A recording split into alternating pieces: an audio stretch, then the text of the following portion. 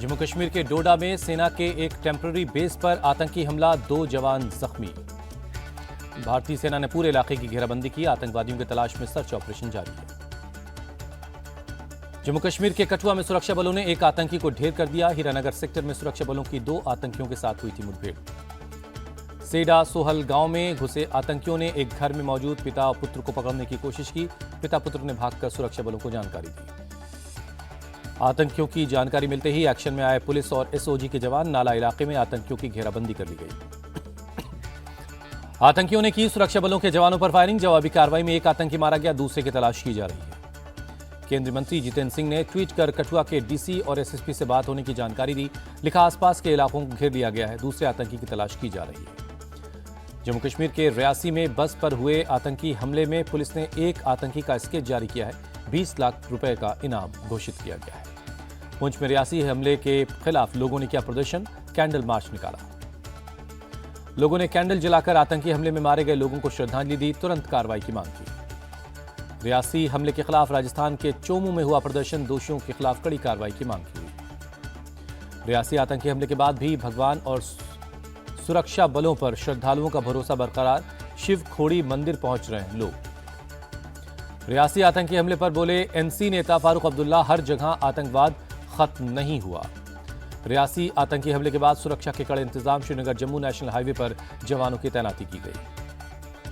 आंध्र प्रदेश और ओडिशा में आज होगा सीएम पद के लिए शपथ ग्रहण समारोह। पीएम मोदी दोनों जगहों पर शामिल होंगे। टीडीपी प्रमुख चंद्रबाबू नायडू आज लेंगे आंध्र प्रदेश के सीएम पद की शपथ। सुबह 11:30 बजे होगा शपथ ग्रहण। आंध्र प्रदेश में जनसेना प्रमुख पवन कल्याण लेंगे डिप्टी सीएम पद की शपथ। 24 कैबिनेट मंत्री भी शपथ लेंगे। नायडू मंत्रिमंडल में टीडीपी से 19 कैबिनेट मंत्री ले सकते हैं शपथ। पवन कल्याण की पार्टी जनसेना से 3 और बीजेपी से 2 मंत्रियों का हो सकता है शपथ ग्रहण। नायडू कैबिनेट में टीडीपी महासचिव नारा लोकेश को भी बनाया जा सकता है मंत्री। चंद्रबाबू नायडू के बेटे हैं नारा लोकेश। विजयवाड़ा में गन्नावरम एयरपोर्ट के पास केसरपल्ली आईटी पार्क में होगा शपथ ग्रहण। अमित शाह, जेपी नड्डा और महाराष्ट्र के सीएम एकनाथ शिंदे होंगे समारोह में शामिल। चंद्रबाबू नायडू ने कहा, जनता ने भरोसा जताया, केंद्र के साथ मिलकर आंध्र प्रदेश का विकास करेंगे। ओडिशा में मोहन चरण मांझी आज लेंगे सीएम पद की शपथ। 2 डिप्टी सीएम प्रभाती परिदा और कनक वर्धन सिंह देव का होगा शपथ ग्रहण। शाम 5 बजे भुवनेश्वर स्थित जनता मैदान में होगा शपथ ग्रहण समारोह। शपथ ग्रहण के बाद भगवान जगन्नाथ के दर्शन के लिए पुरी जाएंगे मोहन चरण मांझी। विधायक दल की बैठक में मोहन चरण मांझी को लेकर हुआ फैसला। राजनाथ सिंह और भूपेंद्र यादव बतौर ऑब्जर्वर मौजूद रहे। मोहन चरण मांझी ने पीएम मोदी को जताया आभार, कहा प्रदेश के विकास के लिए काम करेंगे। मोहन चरण मांझी ने कहा, राज्य में डबल इंजन की सरकार आ गई है, हम ओडिशा के लिए प्रस्तावित संकल्प पत्र के मुताबिक काम करेंगे। अब ओडिशा में सुशासन होगा, मनोनीत डिप्टी सीएम प्रभाती परिदा का बयान। अनुभवी नेताओं को पार्टी ने चुना, ओडिशा बीजेपी के नेता सुकांत पाड़ीग्रही का बयान।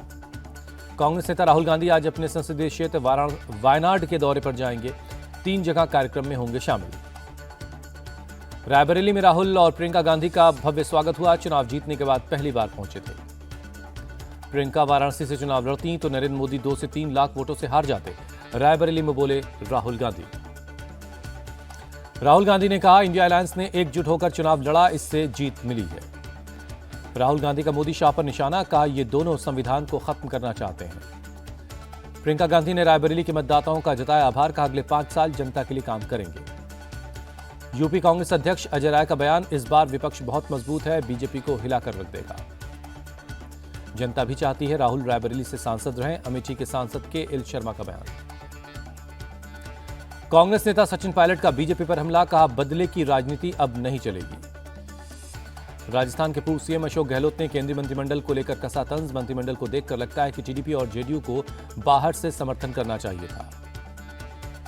आज करहल विधानसभा सीट से इस्तीफा दे सकते हैं अखिलेश यादव, कहा विधानसभा सीट से इस्तीफा देकर संसद में जनता के मुद्दों को उठाएंगे। शिवसेना यूबीटी के नेता उद्धव ठाकरे ने बुलाई पार्टी के सभी 288 संपर्क प्रमुखों की बैठक। विधानसभा चुनाव की तैयारियों को लेकर होगी चर्चा। बारामती से चाचा अजीत के खिलाफ विधानसभा चुनाव लड़ सकते हैं युगेंद्र पवार। आज शरद पवार के साथ कार्यकर्ताओं से मिलते दिखे युगेंद्र। महाराष्ट्र के सीएम एकनाथ शिंदे का बयान, संविधान बदलने के झूठे नैरेटिव की वजह से चुनाव में हुआ एनडीए को नुकसान। जम्मू कश्मीर में विधानसभा चुनाव की तैयारियां शुरू, चुनाव आयोग इसी महीने कर सकता है तारीखों का ऐलान।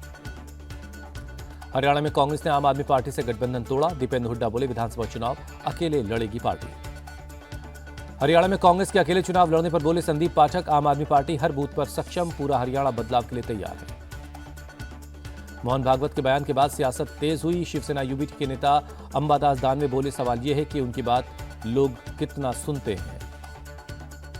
सुप्रिया सुले ने मोहन भागवत के बयान का स्वागत किया, कहा सभी दल मणिपुर को विश्वास दिलाएं। महाराष्ट्र कांग्रेस चीफ नाना पटोले बोले, मोहन भागवत ने भी कह दिया कि घमंड ठीक नहीं है, एनडीए सरकार अपना रवैया बदले। मोहन भागवत के बयान से बीजेपी आरएसएस के बीच मतभेद उजागर हुए। कांग्रेस नेता भूपेश बघेल का बयान। पदभार संभालने के बाद बोले अमित शाह, आतंकवाद, उग्रवाद और नक्सलवाद मुक्त भारत बनाएंगे। कृषि मंत्री शिवराज सिंह चौहान बोले, किसान पीएम की पहली प्राथमिकता, किसानों के कल्याण के लिए हर मुमकिन कदम उठाया जाएगा। अश्विनी वैष्णव ने रेल मंत्रालय की दूसरी बार कमान संभाली। कहा, मोदी जी के नेतृत्व में रेलवे में बड़े सुधार हुए। लंबित मामलों को निपटाना पहली प्राथमिकता, कानून मंत्री अर्जुन राम मेघवाल का बयान। अन्नपूर्णा देवी ने संभाला महिला और बाल विकास मंत्रालय। कहा, विकसित भारत के विजन को करूंगी साकार। मोदी 3.0 में मंत्रालयों के बंटवारे पर संजय राउत का तंज। नीतीश और रायडू की मेहरबानी से सरकार बनी और उन्हें ही झुंझुना थमा दिया गया। आरजेडी नेता तेजस्वी यादव ने कहा, इस बार नरेंद्र मोदी बेहद कमजोर पीएम साबित होंगे, विपक्ष मजबूत है। केंद्र में एक भी मुस्लिम मंत्री नहीं होने पर बोले तेजस्वी यादव, बीजेपी को मुसलमानों के प्रति घृणा है। राहुल गांधी का पीएम मोदी पर अटैक। कहा, यह मंत्रिमंडल नहीं, एनडीए का परिवार मंडल है। एमपी विधानसभा अध्यक्ष ने मोदी कैबिनेट की तारीफ की। कहा, विकसित भारत बनाने में योगदान देगा मंत्रिमंडल।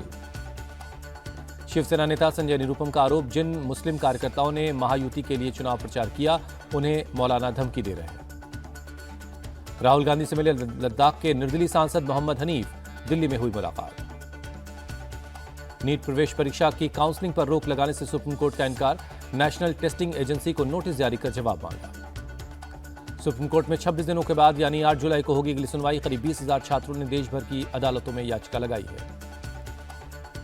Minister of state for education Sukanta Majumdar ने छात्रों के साथ नाइंसाफी नहीं होने का भरोसा दिया। कहा, छात्रों को इंसाफ मिलेगा। नीट रिजल्ट में धांधली, वो केंद्र सरकार की नाकामी। शरद गुट की सांसद सुप्रिया सुले का बयान।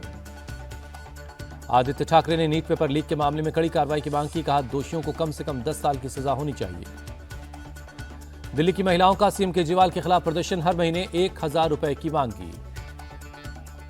प्रदर्शन पर बोली दिल्ली की मंत्री आतिशी, बीजेपी की महिला विंग का प्रोटेस्ट था।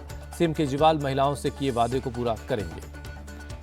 दिल्ली सरकार के भ्रष्टाचार की वजह से दिल्ली में जल संकट है। दिल्ली बीजेपी चीफ वीरेंद्र सचदेवा का बयान। वीरेंद्र सचदेवा बोले, मुनक नहर से ककोरी के बीच टैंकर वाले पानी चोरी कर रहे हैं, इसमें अधिकारियों की मिली भगत है। दिल्ली की जल मंत्री आतिशी बोली, हरियाणा तय मानक के हिसाब से पानी नहीं छोड़ रहा, इसी वजह से जल संकट है। दिल्ली के सिंचाई मंत्री सौरभ भारद्वाज ने यमुना नदी से गाद निकालने के काम का निरीक्षण किया। विभाग के अधिकारी भी मौजूद रहे। तिरुवनंतपुरम में युवा कांग्रेस कार्यकर्ताओं का प्रदर्शन। केरल शराब घोटाले में कथित रूप से शामिल मंत्रियों का इस्तीफा मांगा। यूपी के हरदोई में करणी सेना का प्रदर्शन। पुलिस ने आंसू गैस के गोले दागे, लाठीचार्ज भी करना पड़ा। 30 मई को 12वीं के छात्र की हत्या से नाराज है करणी सेना। 4 लड़कों के खिलाफ दर्ज हुई है एफआईआर। गैंगस्टर अबू सलेम ने मुंबई सेशंस कोर्ट में याचिका दाखिल की। तलोजा जेल से किसी दूसरी जेल में ना करें शिफ्ट। मुंबई एटीएस ने गिरफ्तार 4 बांग्लादेशियों को कोर्ट में पेश किया। 3 को जुडिशियल कस्टडी और 1 को एटीएस रिमांड पर भेज दिया गया है। लेफ्टिनेंट जनरल उपेंद्र द्विवेदी देश के नए आर्मी चीफ होंगे। 30 जून को जनरल मनोज पांडे की जगह नए आर्मी चीफ का पदभार संभालेंगे। G7 सम्मेलन में हिस्सा लेने के लिए 13 जून को इटली जाएंगे पीएम। 15 जून को होगी वापसी। ब्रिक्स देशों के विदेश मंत्रियों का आह्वान। आतंकवाद के प्रति जीरो टॉलरेंस की बात कही। बंगाल सरकार का सरकारी कर्मचारियों को तोहफा, डीए और डीआर 4% बढ़ा। 1 अप्रैल से लागू होगा फैसला। माता वैष्णो देवी का दर्शन करना हुआ आसान। 18 जून से जम्मू से मिलेगी सीधी हेलीकॉप्टर सेवा। ओडिशा के कुछ जिलों में अगले 5 दिन तक रहेगा हीट वेव, मौसम विभाग का अनुमान। T20 वर्ल्ड कप में आज खेले जाएंगे 3 मुकाबले। पहले मैच में श्रीलंका और नेपाल की होगी टक्कर। दूसरे मैच में ऑस्ट्रेलिया और नामीबिया आमने सामने होंगे। क्रिकेट इतिहास में पहली बार नेपाल और श्रीलंका की टीमें आमने सामने होंगी। दोनों टीमों के बीच नहीं खेला गया कोई भी मैच। नेपाल की टीम पहली बार T20 वर्ल्ड कप में ले रही हिस्सा। T20 वर्ल्ड कप में आज भारत और अमेरिका का मुकाबला। न्यूयॉर्क में रात 8 बजे से खेला जाएगा मैच। T20 वर्ल्ड कप में लगातार हार के बाद पाकिस्तान की टीम को मिली जीत। कनाडा को 7 विकेट से हराया। सुपर 8 की उम्मीद जगी। कनाडा ने पहले खेलते हुए 107 रनों का रखा था लक्ष्य। पाकिस्तान की टीम ने 18वें ओवर में 3 विकेट खोकर मैच जीत लिया। पाकिस्तान के मोहम्मद आमिर बने player of the match. Aamir ने 4वें ओवर में 13 रन देकर 2 खिलाड़ियों को आउट किया। भारत के टेनिस खिलाड़ी सुमित नागल ने जर्मनी में हेलब्रॉन नेकर कप एटीपी का जीता खिताब। स्विट्जरलैंड के अलेक्जेंडर को हराया। मोहन बगान सुपर जायंट्स ने नियुक्त किया नया हेड कोच। स्पेन के जोश मोलिना को बनाया कोच। एंटोनियो लोपेज हबास की जगह लेंगे।